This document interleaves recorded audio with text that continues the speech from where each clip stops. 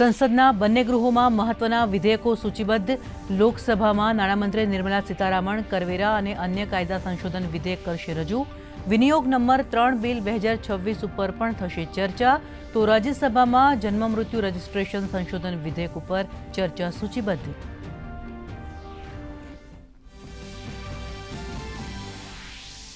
સંસદ ભવન પરિસરમાં એનડીએની મંગલ મિશન બેઠક. પ્રધાનમંત્રી નરેન્દ્ર મોદી સહિત લોકસભા અને રાજ્યસભાના સાંસદો રહ્યા હાજર.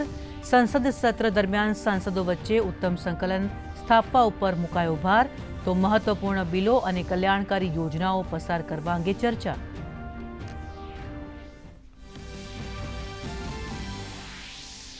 આઠથી 10 સપ્ટેમ્બર દરમિયાન યોજાશે ગુજરાત વિધાનસભાનું ત્રિદિવસીય ચોમાસુ સત્ર.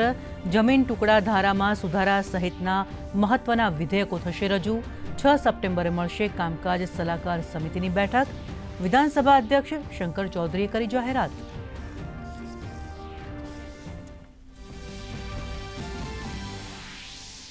રાજ્યમાં ચાંદીપુરા વાયરસના કેસો વધતા નોંધાયા 35 પોઝિટિવ કેસ.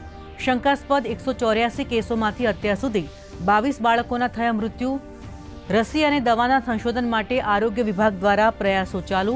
પશુપાલન વિસ્તારોમાં જંતુનાશક દવાઓનો છંટકાવ સઘન બનાવવા આદેશ. છેલ્લા 2 કલાકમાં ગુજરાતના 15 તાલુકાઓમાં છૂટો છવાયો વરસાદ.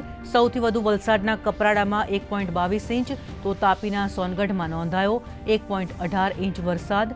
રાજ્યમાં સિઝનનો સરેરાશ 69.23% વરસાદ. કુલ 206 જળાશયોમાં 61.82% જળસ્તર.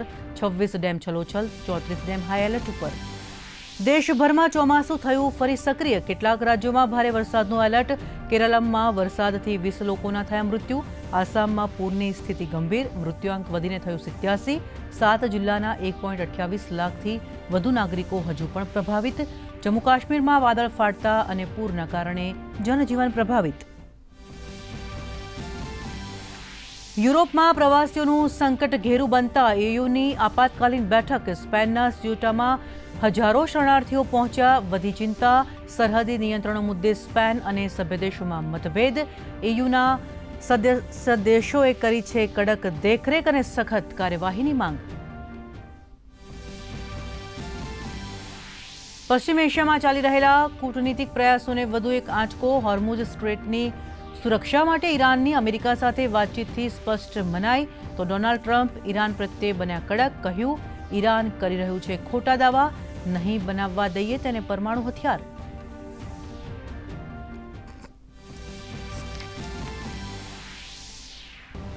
સેટલમેન્ટના નવા નિયમોથી ભારતીય શેર માર્કેટમાં અફડાતફડીનો માહોલ. સેન્સેક્સ 50 પોઈન્ટ ઉપર તો નિફ્ટી 200 અંકે તૂટ્યો. બેંક નિફ્ટીમાં 550 અંકોનો કડાકો.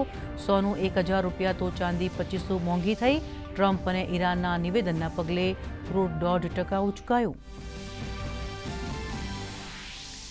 અને ગ્લાસગો કોમનવેલ્થ ગેમ્સમાં ગોલ્ડ મેડલથી ધૂમ મચાવનાર ભારતીય મુક્કેબાજોનું દિલ્હી એરપોર્ટ ઉપર જોરદાર સ્વાગત. ભારતીય ટીમે શાનદાર પ્રદર્શન કરીને કોમનવેલ્થ ગેમ્સમાં મેળવ્યું 4થું સ્થાન. ખેલાડીઓએ કહ્યું, આગામી લક્ષ્ય એશિયન ગેમ્સમાં મેડલ મેળવવાનું.